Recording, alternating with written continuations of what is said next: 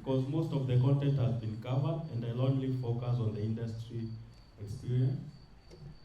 So I did some bit of research about WHO and how they are, the purpose of Reliance and where it came from, and some of the anecdotes that you can see there. Insufficient capacity and lack of collaboration is one of the impediments of access to medical care.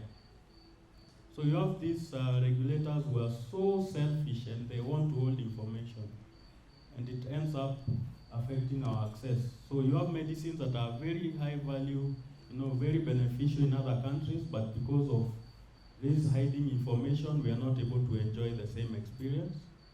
Luckily, COVID showed us that we can move across boundaries. It's the best example of reliance. I'm sure most of those vaccines were barely a year old in the market, right? And we're able to get them in this market, we're able to enjoy the same technology.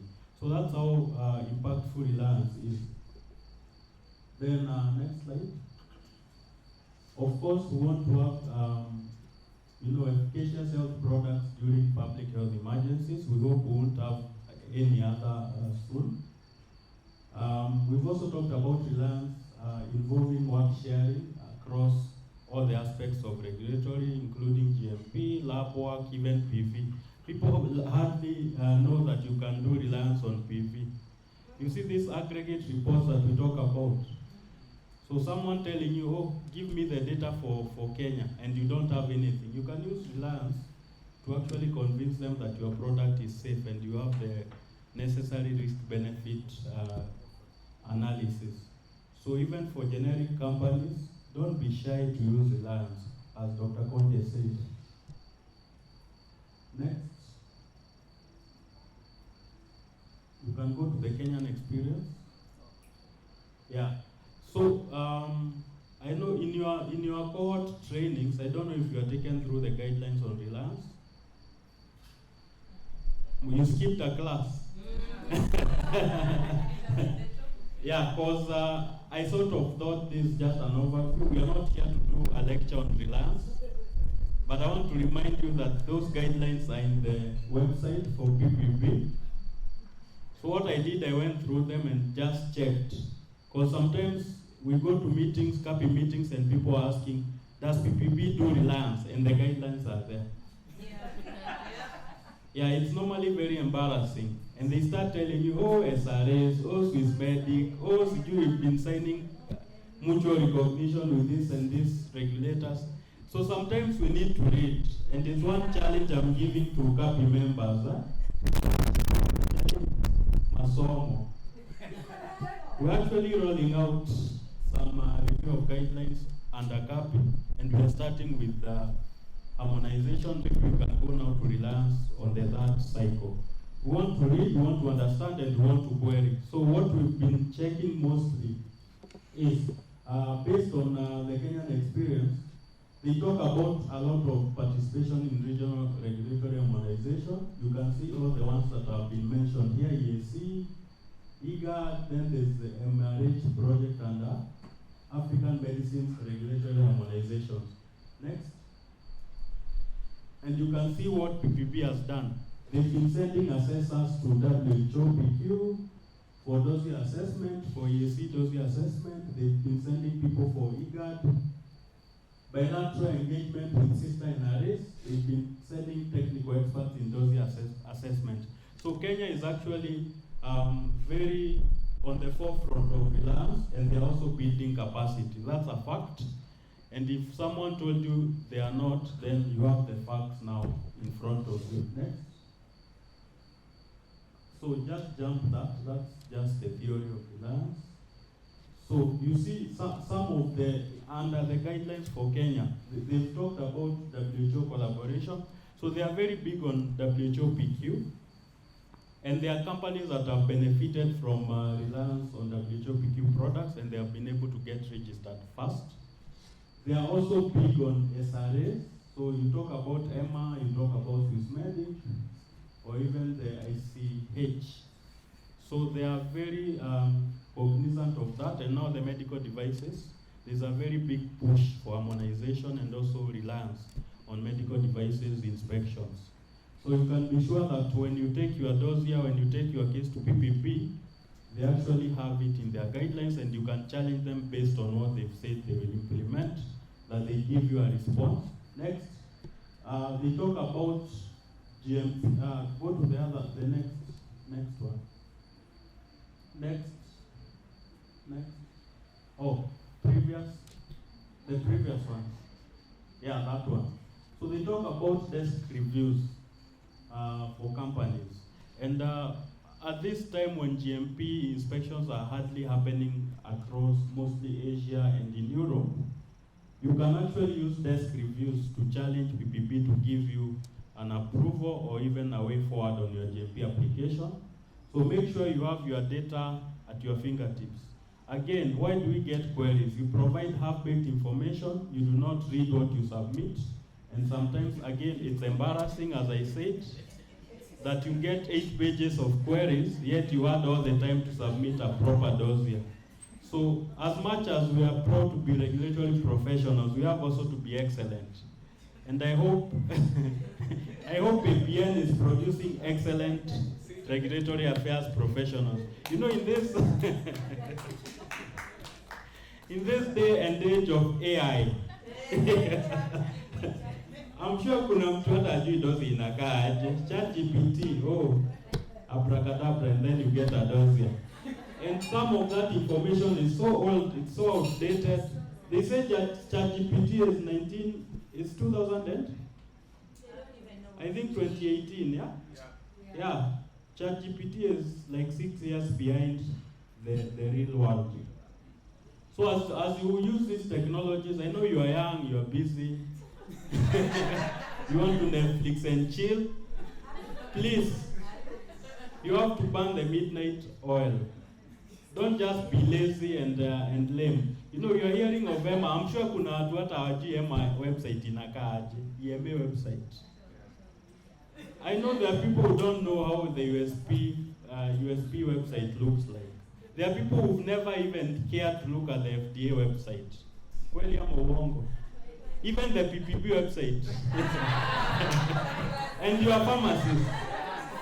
So please make sure the quality of your work when you are doing desktop reviews and reliance is actually top-notch, and it's up to date, it's also relevant. Again, we need a local context that matches your global experience.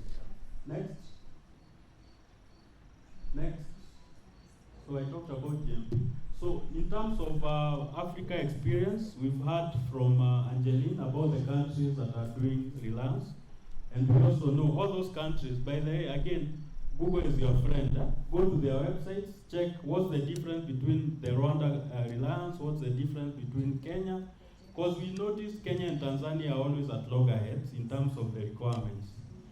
Yet, Tanzania is progressive, Kenya we say we are ahead. If you come up,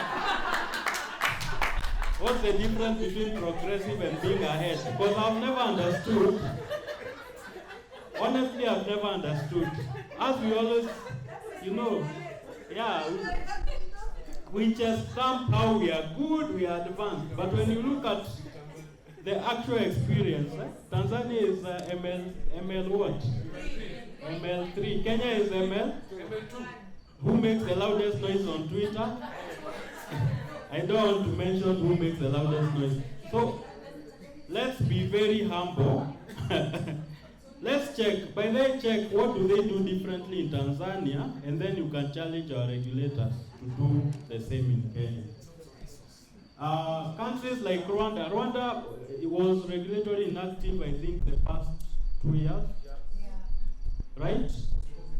But they are also now very progressive. Huh?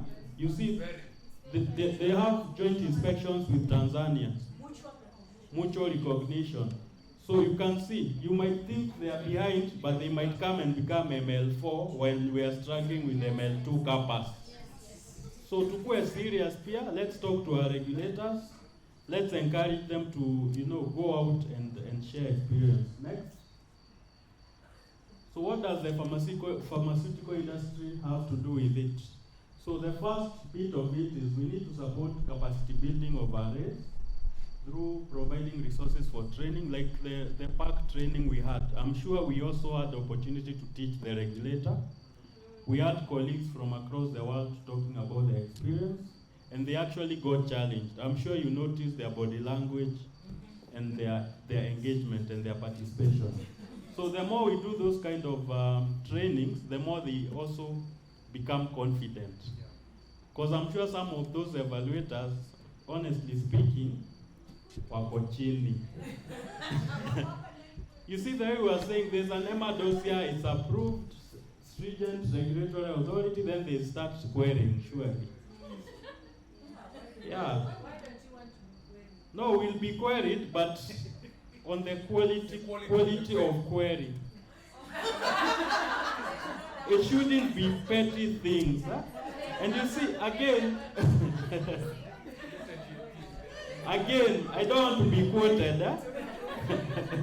Don't quote me. If I submit a dossier and it takes 4 years to review, surely when you're reviewing, you'll query. There's a lot that has changed, yeah? 4 years later. So we need them to be as fast as we provide the information. And we also need to train them. So don't shy away from organizing trainings. You know, tell your global colleagues to come to PPP, give them a few tips about SRA, about desktop reviews, and leave them challenged to do a better job. Then we need to pay our fees to support budgetary needs. We are always told, oh, capacity, oh, budget. So let's be supportive in terms of how we help the regulator. Then in terms of stakeholder engagement, we have industry associations. So again, that's a very good space for you professionals. I know there are people working in companies that are in industry associations, FKPM, CAPI. The funny thing is they don't attend meetings, they are not members of committees. Like, what value are you adding to the industry? So the challenge I want to give to all of us, when we ask who are the members of CAPI, who are the members of FKPM, I want to see more pharmacists coming up and challenging at the forefront. I know it's a conversation we've had with David. We always ask, where are the next young pharmacists? Because every time FKPM, Bina. CAPI, David. Like, where are the young pharmacists? You know, it's very embarrassing, isn't it? Yet we are saying that we want to advance the profession. How? You need to show up, join MEDAC, even Kipkoti. I'm sure some of these people work for the side hustle for those companies, but they'll never show up at MEDAC meetings. So the industry needs to be at the forefront of that reliance, driving reliance, and also we need as pharmacists to be the experts on that.